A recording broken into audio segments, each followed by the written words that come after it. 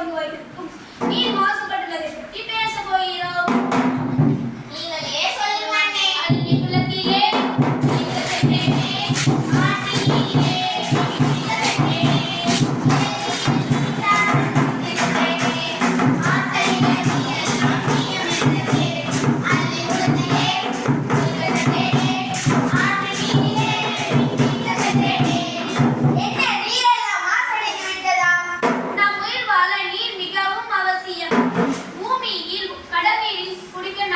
மொத்தம் 4% மட்டுமே உள்ளது.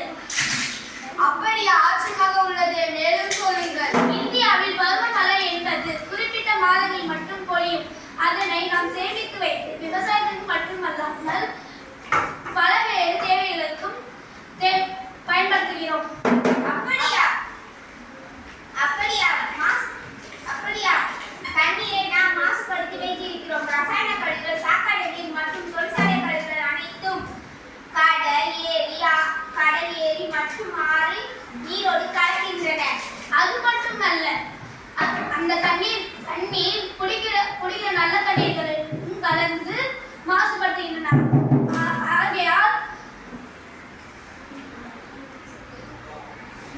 இவை அனைத்தும் நல்ல நீரோடு கலந்து மாசுபடுத்துகின்றன. இதனால் பல்வேறு நோய்களும் உருவாகின்றன. முதலில் நீர்வாழ் உயிரினங்கள் இறந்து மடிகின்றன. இரண்டாவது, கொசு, ஈ, பூச்சிகளால் டெங்கு, மலேரியா, காலரா போன்ற நோய்களும் பரவுகின்றது.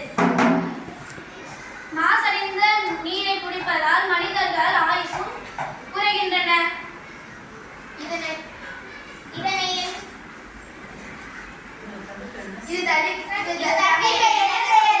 அப்படி கேளு.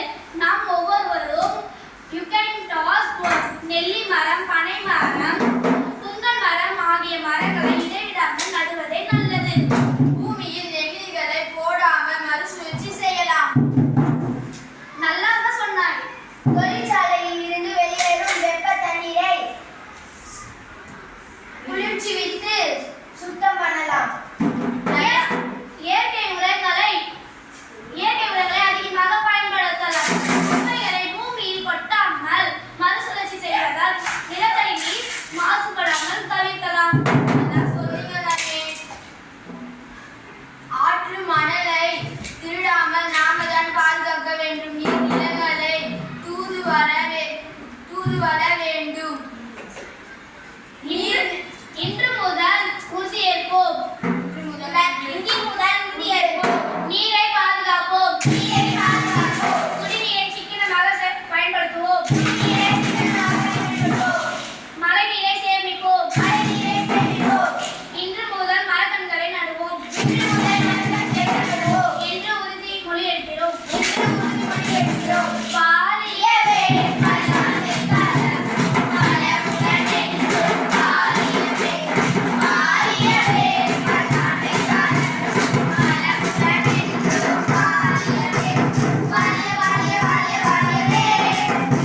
Yeah.